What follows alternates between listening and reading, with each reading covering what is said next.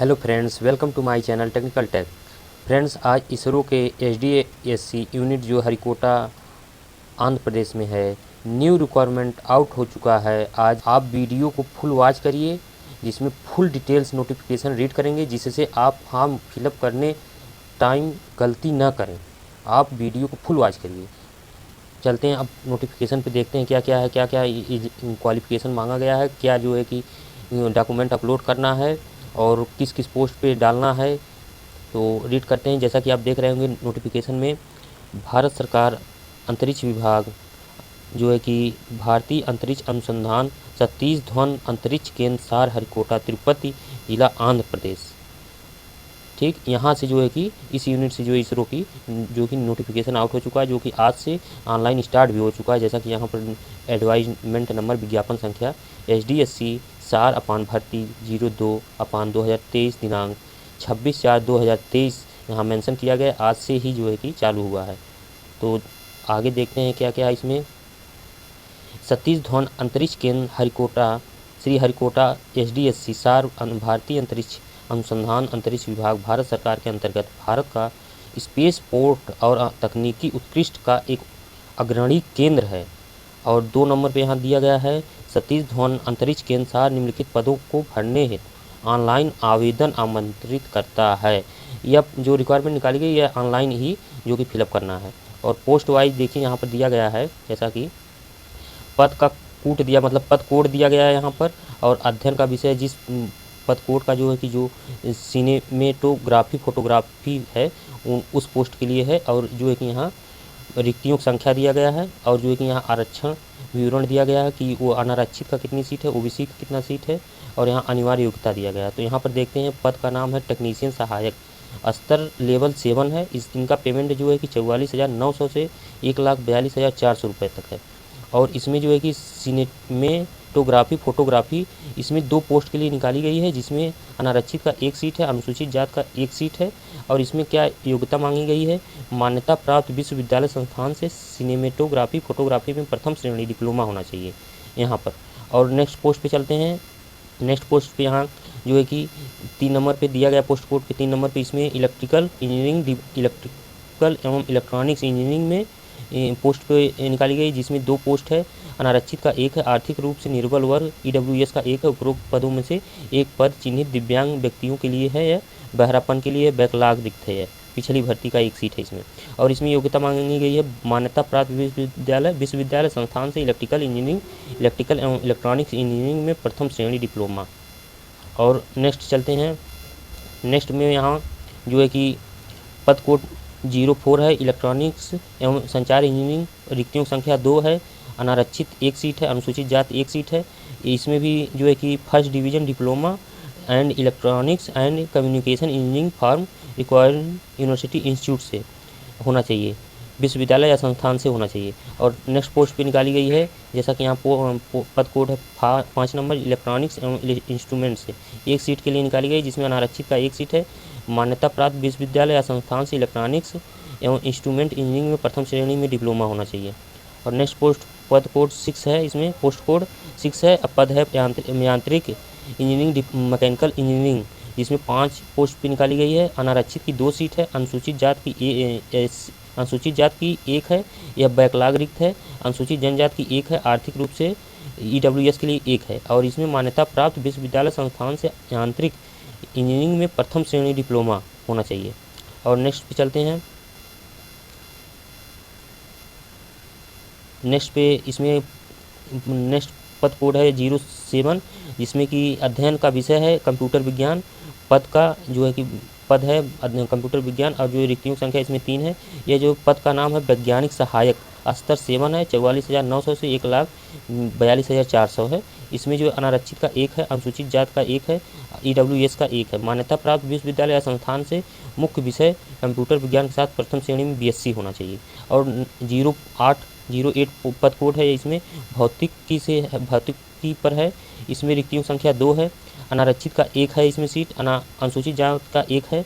और इसमें जो है कि योग्यता मान्यता प्राप्त विश्वविद्यालय संस्थान से भौतिकी मुख्य तथा गणित एवं रसायन अनुषंगी विषय के साथ प्रथम श्रेणी BSc होना चाहिए। और नेक्स्ट पोस्ट पे चलते हैं। इसमें 09 पद कोड है। इसमें भौतिकी तैनाती स्थल BRALS बालासोर उड़ीसा में है। इसका तैनाती है, पोस्टिंग वहाँ होगी उड़ीसा में, जिसमें एक सीट है अनारक्षित का। और इसमें भी जो है कि संस्थान से, विश्वविद्यालय या संस्थान से भौतिकी तथा गणित रसायन में जो है कि प्रथम श्रेणी BSc होना चाहिए। और नेक्स्ट पद पे चलते हैं, जिसमें पद कोड है 10 नंबर पुस्तकालय सहायक का है, लाइब्रेरी असिस्टेंट। इसमें 2 पोस्ट के लिए निकाली गई है। अनारक्षित का 1 सीट है, अनुसूचित जात का 1 सीट है। और इसमें जो है कि योग्यता प्रथम श्रेणी स्नातक है और मान्यता प्राप्त विश्वविद्यालय संस्थान से पुस्तकालय विज्ञान या पुस्तकालय एवं सूचना विज्ञान या समकक्ष में प्रथम श्रेणी स्नातकोत्तर है। इसमें पद का नाम जो है कि यह पुस्तकालय सहायक A है, लेवल स्तर 7 है। इसमें भी रुपया पेमेंट है, जो है कि सैलरी आपकी है 44,900 से 1,42,400 तक है। ठीक, लेवल 7 की नौकरी है, ये असिस्टेंट A है। ठीक, पुस्तकालय सहायक ये है।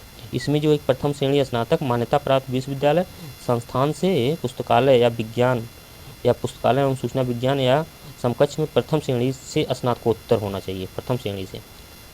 अब नेक्स्ट पद पे चलते हैं। यहाँ पर जैसा कि यहाँ दिखाया गया है, जैसे पद कोड इतने के लिए डिप्लोमा न्यूनतम 3 वर्ष की अवधि होनी चाहिए।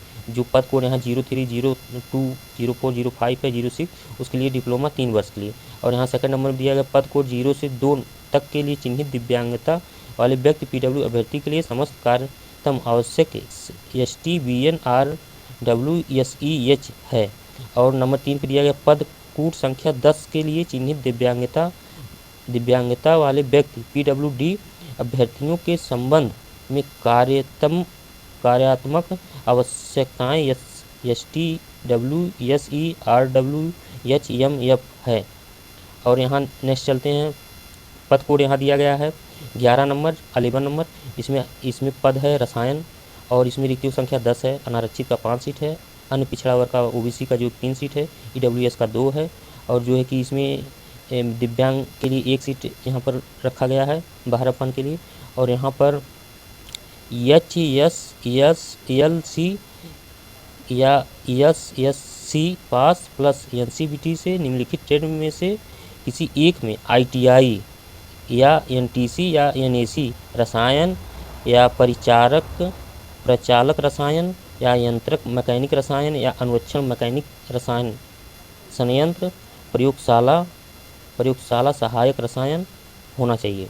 तो जैसा कि यहाँ दिखाया गया है, SSLC या SSC पास होना चाहिए, या ITI हो या NTC हो या नेशनल अप्रेंटिस सर्टिफिकेट हो, NCVT से जो कि केमिकल में हो, अटेंडेंट ऑपरेटर हो, इंस्ट्रूमेंट मैकेनिक हो या मेंटेनेंस मैकेनिक हो, या जो है कि लैबोरेटरी असिस्टेंट हो।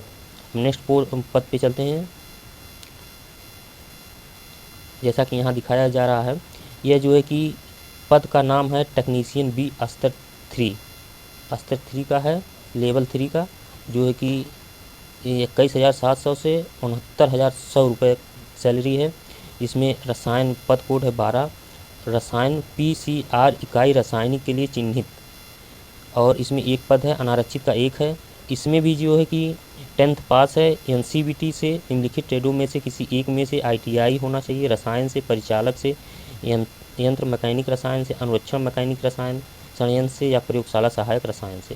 तो जैसा कि इंग्लिश में यहाँ पर दिया गया है कि 10th पास, ITI, NTC या NAC, NCVT होना चाहिए, केमिकल अटेंडेंट ऑपरेटर होना चाहिए, या इंस्ट्रूमेंट मैकेनिक होना चाहिए, या मेंटेनेंस मैकेनिक होना चाहिए, या लेबोरेटरी असिस्टेंट होना चाहिए। लेकिन ये सब केमिकल प्लांट से होना चाहिए, यहाँ मेंशन किया गया केमिकल, यहाँ केमिकल प्लांट, यहाँ केमिकल।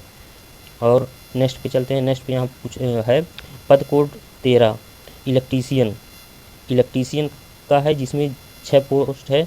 अनारक्षित का 3 है, अन्य पिछड़ा वर्ग का 2 है, EWS का 1 है। इसमें 10th पास प्लस जो है कि NCVT से जो है कि इलेक्ट्रीशियन में ट्रेड में ITI हो, NTC हो या NAC होना चाहिए।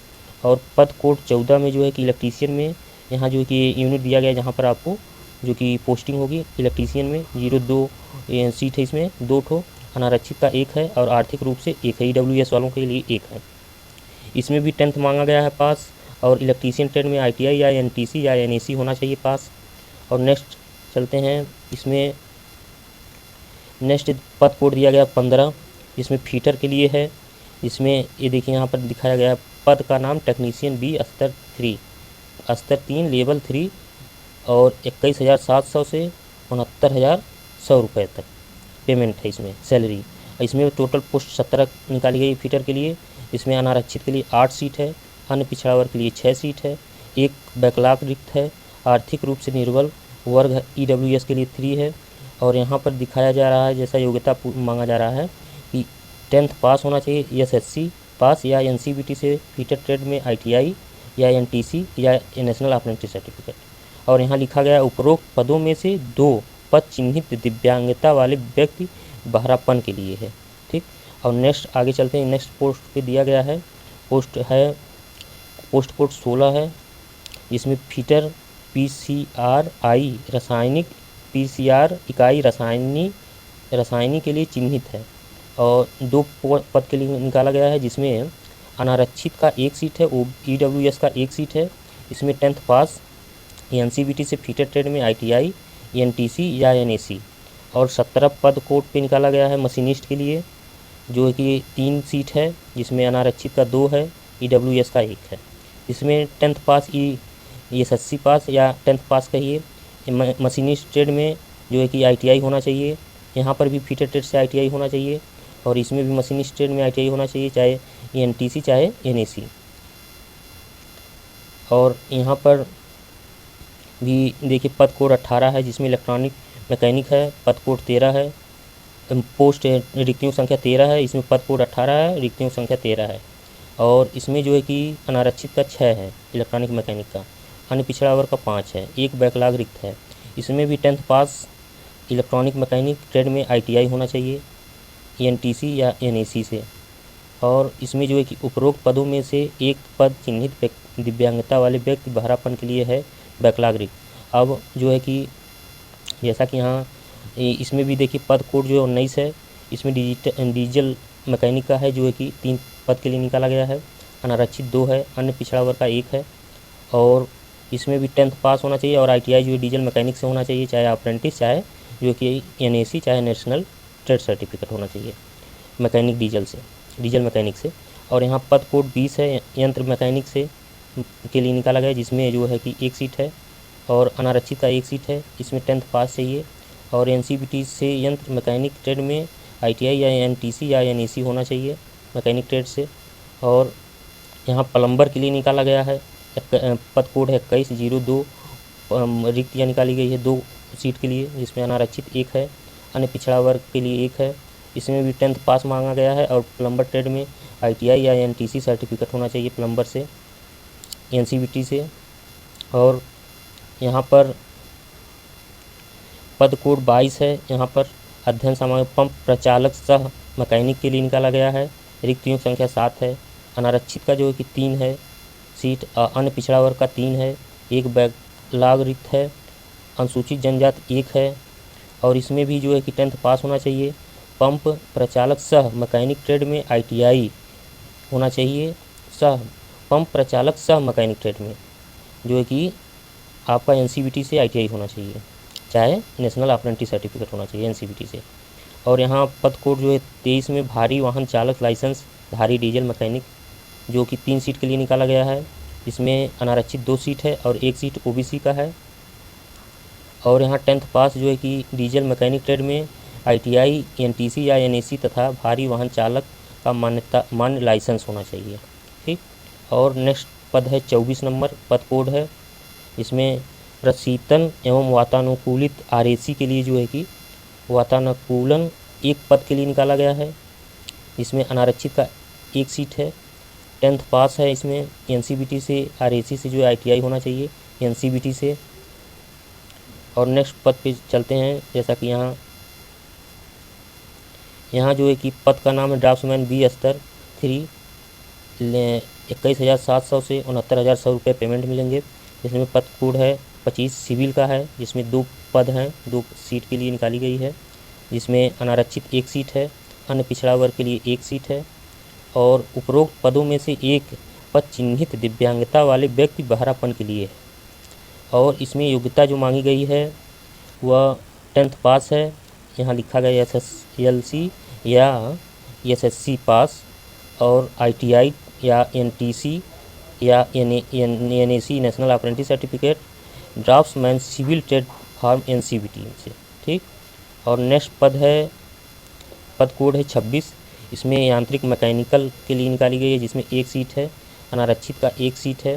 इसमें 10th पास जो होना चाहिए, और जो है कि NCVT से जो है कि ITI NTC होना चाहिए, नेशनल अप्रेंटिस सर्टिफिकेट चाहे नेशनल ट्रेड सर्टिफिकेट हो, मैकेनिकल से, ड्राफ्ट्समैन मैकेनिकल से, NCVT से।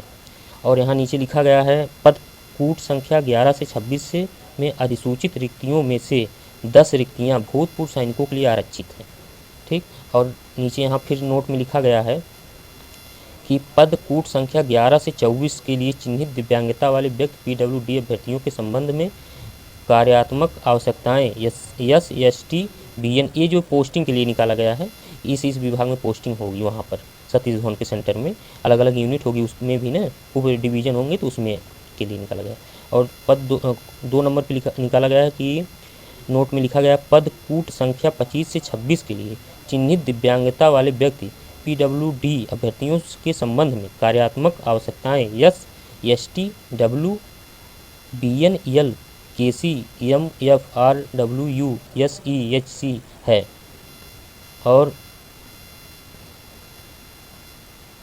पर जैसा कि प्रयुक्त संक्षिप्तियाँ जो अनारक्षित अन्य पिछड़ा वर्ग का यहाँ पर ऐसे मेंशन किया, जैसा कि आप देख लेंगे, नोटिफिकेशन रीड कर लीजिएगा ये सब। और जो है कि जो इम्पोर्टेंट उसके लिए चलते हैं, रीड करते हैं। तो इसमें नोट में लिखा है पद कोड 09 के लिए पोस्टिंग का स्थान बालासोर उपग्रह प्रमोचन केंद्र BRLS बालासोर उड़ीसा होगा। अब पोस्ट कोड संख्या 12, 14 और 16 के लिए पोस्टिंग का स्थान नोदक परिसर रसायनी सुविधा रायगढ़ जिला महाराष्ट्र में होगा। 3 पॉइंट लिखा गया है शेष पदों के लिए पोस्टिंग SDSC सार हरिकोटा होगा। ये इतने पोस्टों को छोड़ करके जो 12, 14 और 9, 16 है, इन पोस्टों को छोड़कर सारे पोस्टों का जो पोस्टिंग सतीश धवन हरिकोटा आंध्र प्रदेश होगा। और जो है कि चौथे नंबर पॉइंट में लिखा गया है चयनित अभ्यर्थियों को भारतीय अंतरिक्ष अनुसंधान संगठन या अंतरिक्ष विभाग के किसी भी केंद्र या यूनिट में पद पर तैनात किया जाएगा। इस तरह की पोस्टिंग पर उनके पास अंतरिक्ष विभाग इसरो के साथ उनकी पूरी सेवा के दौरान प्रभावी अखिल भारतीय स्थानांतरण देयता होगी। मतलब अंतरिक्ष विभाग के किसी भी यूनिट में आपको जो कि जब तक आपकी तैनाती रहेगी तब तक तैनात करते रहेंगे, जहाँ भी आवश्यकता रहेगी स्थानांतरण करते रहेंगे। और 5वें नंबर पर लिखा गया पॉइंट में कि उम्मीदवार को प्राप्त अधिसूचित अर्हता के साथ योग्यता की समानता का दावा करने वाले किसी भी उम्मीदवार को कौशल परीक्षा के समय अपने दावे के समर्थन में अनिवार्य रूप से दस्तावेजी साक्ष्य विश्वविद्यालय संबंधित संस्थान द्वारा प्रमाणित प्रस्तुत करना होगा, ठीक। और अब यहाँ चलते हैं, जैसा 3 नंबर में दिखाया जा रहा है कि आय और भत्ते एवं आयु में छूट। तो यहाँ पर एज रिलैक्सेशन जो है, आयु में जो छूट है, पद कोड के दिया गया है, पद नाम दिया गया है और वेतन मान दिया गया है कितना मिलेगा क्या क्या। और यहाँ जो है कि आय की गणना जो की जाएगी 16/5/2023 तक आय की गणना की जाएगी, इस डेट से की जाएगी, 16/5/2023 की डेट तक की जाएगी, ठीक। और इसमें जो है कि जैसे कि यहाँ दिखाया जा रहा है पद कोड 02 से 06, 07 से 09 और 10 नंबर पद कोड, जिसमें तकनीकी सहायक, वैज्ञानिक सहायक और पुस्तकालय सहायक A, इनके लिए वेतनमान जो है कि 63,758 रुपये प्रति माह है, ठीक। और इसके बाद मूल वेतन प्लस महंगाई भत्ता, भारत सरकार के आदेशानुसार मकान किराया भत्ता तथा परिवहन भत्ता, ये सब जो है कि इसमें है, ठीक। और इनकी एज 18 से 35 साल है, ठीक। और आगे जो है कि यहाँ दिया गया 11 से 26, यह जो है कि पद कोड है 11 से 26, जिसमें टेक्नीशियन B, ड्राफ्ट्समैन B, इसमें पेमेंट है आपका सैलरी जो है कि 30,814 रुपये प्रति माह, मूल वेतन प्लस महंगाई भत्ता, भारत सरकार के आदेशानुसार मकान किराया भत्ता तथा परिवहन भत्ता, इसमें 18 से 35 साल तक मांगा गया है, जो कि 16/5/2023 से गणना किया जाएगा एज का। और नीचे दिया गया आरक्षित पदों के सामने दी गई इन श्रेणियों के लिए ऊपरी आयु के लिए अभ्यर्थियों के लिए 5 वर्ष, अन्य पिछड़ा वर्ग के लिए जो है कि अनुसूचित जनजाति के अभ्यर्थियों के लिए 5 वर्ष, अन्य पिछड़ा वर्ग के लिए 3 वर्ष तक आयु में छूट दी जाएगी। भूतपूर्व सैनिक ESMS बेंच मेकर विकलांग PWS केंद्र शासित एवं भारत सरकार के आदेशानुसार ऊपरी आयु सीमा के पात्र होंगे। और इसमें नेक्स्ट चलते हैं। इसमें नोट में लिखा गया है कि चयनित अभ्यर्थियों की नियुक्ति राष्ट्रीय पेंशन प्रणाली द्वारा शासित नियुक्त की जाएगी। जैसा कि आप इसको रीड कर लीजिएगा। और आवेदन शुल्क के बारे में यहाँ पर मेंशन किया गया है, जैसा 5 नंबर में कि पद पोस्ट कोड 02 से 10 तक प्रत्येक आवेदन के लिए अप्रतिदेय आवेदन शुल्क 250 रुपये 250 मात्र हैं।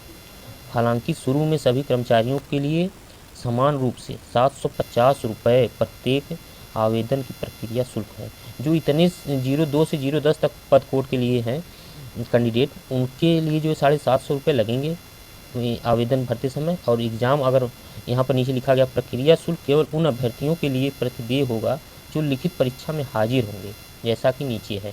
ठीक। और इसमें जैसा कि नीचे दिखाया जा रहा है कि नोट में लिखा गया है कि आवेदन शुल्क महिला, अनुसूचित जाति, अनुसूचित जनजाति, PWD, भूतपूर्व सैनिक के लिए 750 जिन उम्मीदवारों को भुगतान से छूट दी गई है उन्हें पूरे प्रतिदेय का भुगतान किया जाएगा। ये जो है कि जो अनुसूचित जाति, अनुसूचित जनजाति, PWD, भूतपूर्व सैनिक हैं, उनसे 750 रुपये जमा कराएंगे फीस। और जब एग्ज़ाम कंडक्ट कर लेंगे, एग्ज़ाम में आप एग्ज़ाम देंगे, उसके बाद आपका रिफंड होगा। पूरा पैसा इनका जो अनुसूचित जाति, अनुसूचित जनजाति है, PWD, इनका 750 रुपये रिफंड करेंगे। और जो अदर कैंडिडेट हैं उनमें जो है कि 250 रुपये काट कर 500 से रिफंड करेंगे। ठीक। यहाँ अन्य तीसरे पॉइंट लिखा गया है, अन्य सभी संबंधित अभ्यर्थियों को कटौती के पश्चात 500 रुपये आवेदन शुल्क दिया जाएगा। वो भी कब? जब आप एग्ज़ाम दे लेंगे, उसके बाद। नहीं देंगे तो नहीं मिलेगा। और यहाँ पद कोड देखिए, जो कि पोस्ट कोड 11 से 26 तक दिया गया है।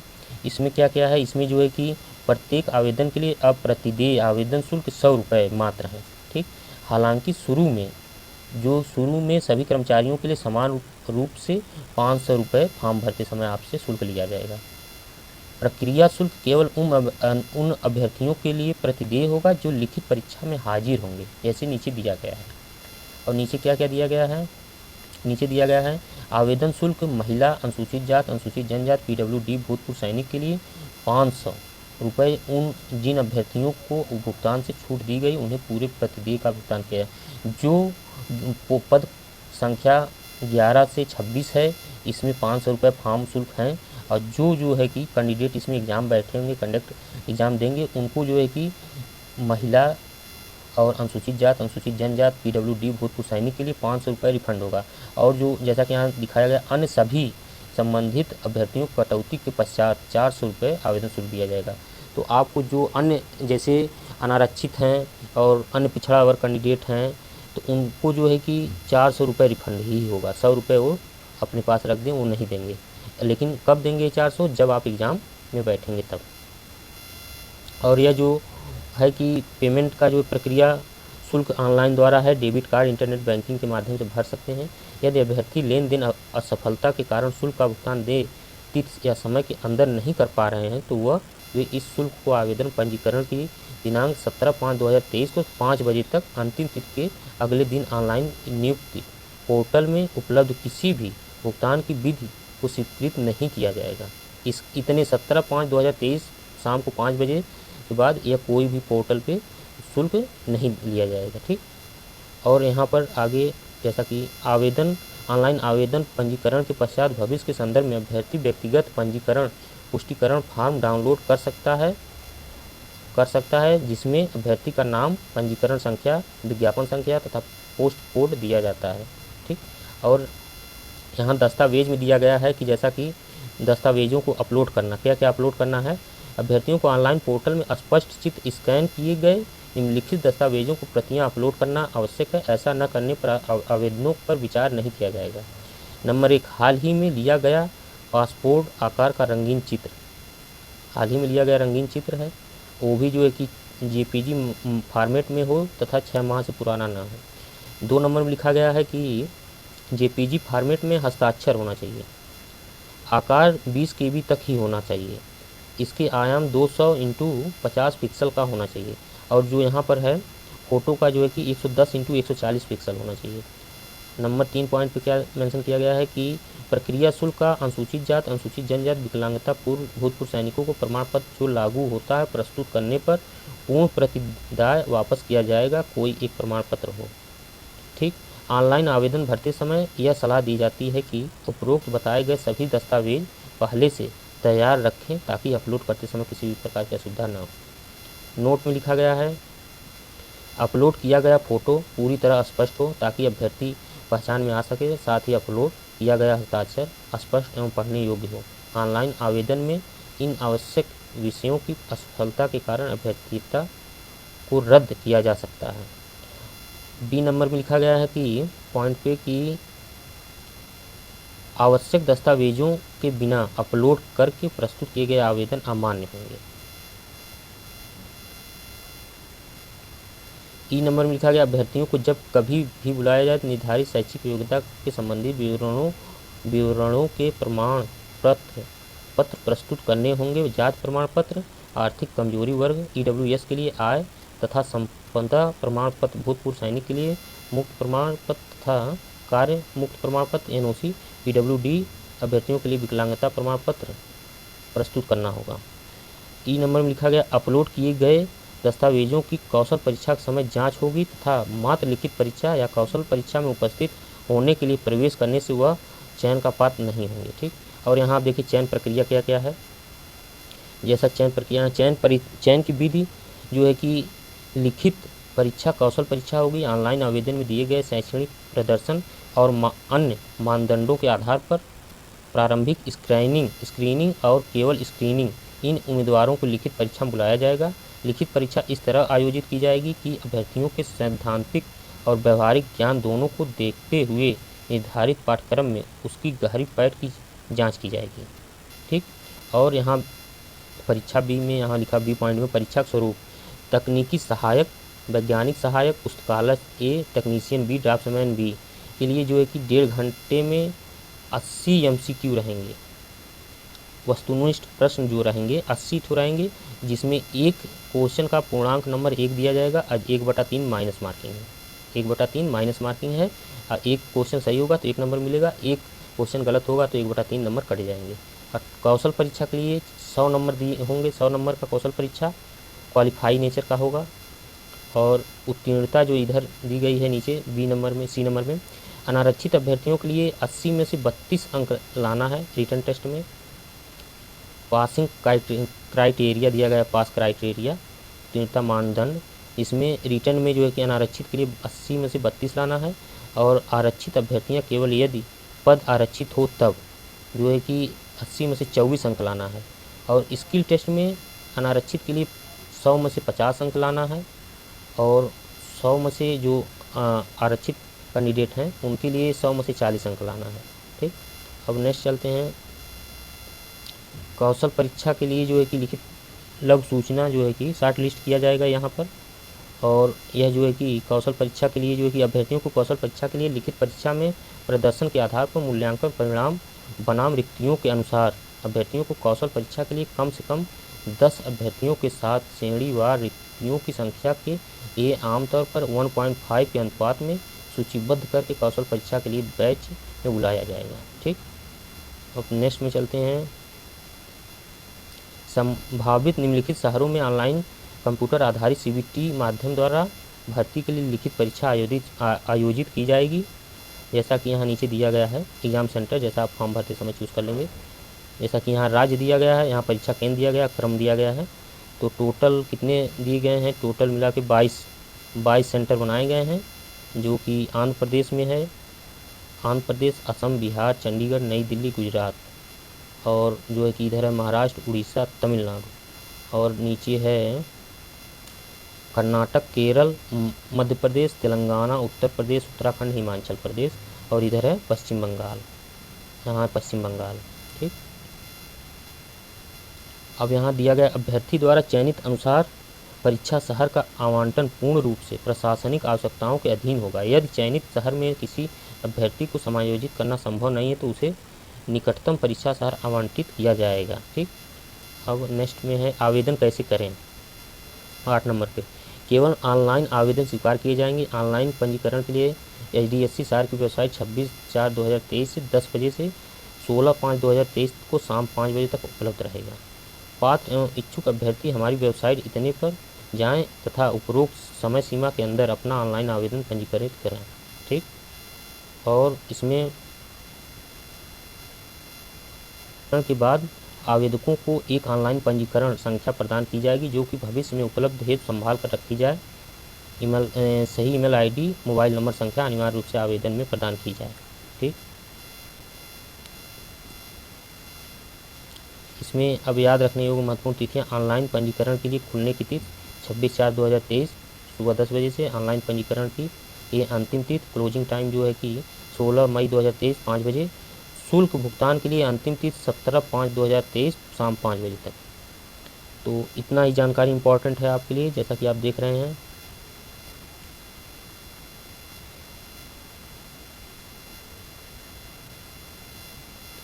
तो दोस्तों, अगर वीडियो अच्छी लगे तो आप अपने दोस्तों को शेयर और लाइक और चैनल सब्सक्राइब जरूर करिए और नोटिफिकेशन के बेल आइकन को जरूर दबाइए, जिससे भी नोटिफिकेशन आपको मिलता रहे। बेल आइकन को प्रेस करेंगे तो।